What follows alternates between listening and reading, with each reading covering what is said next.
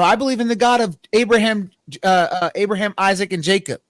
Well, I believe in the God of Joseph also, right? Let's not forget Joseph's role, because without Joseph, we do not have our salvation today.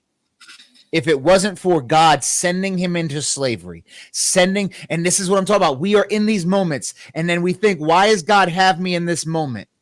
Why did God let me go through my addiction? Why did God let me go through all my pain? Why did God let me go through an abusive relationship? And yet we're talking about right now, not realizing 10 years from now, you might speak a word of encouragement that keeps someone from ending their own life so that they can come to Christ when time is ready. And you didn't even know that.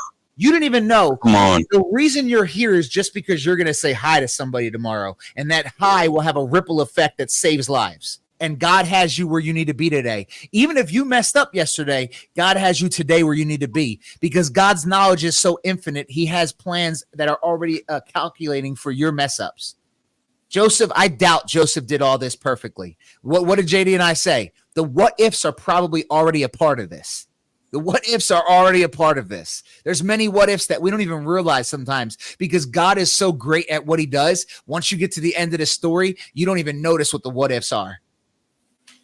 But in the middle, it's so easy for us to be like, well, what about this?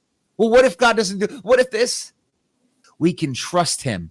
God never failed any of them. Why would God start failing you today? But Mike, I'm not as important as Joseph. How do you know that? You have no idea what the ripple effect of your life could be. Because I guarantee you, at the beginning of Joseph's life, he didn't feel very important when his brothers beat the crap out of him, threw him in a ditch, and then sold him into slavery.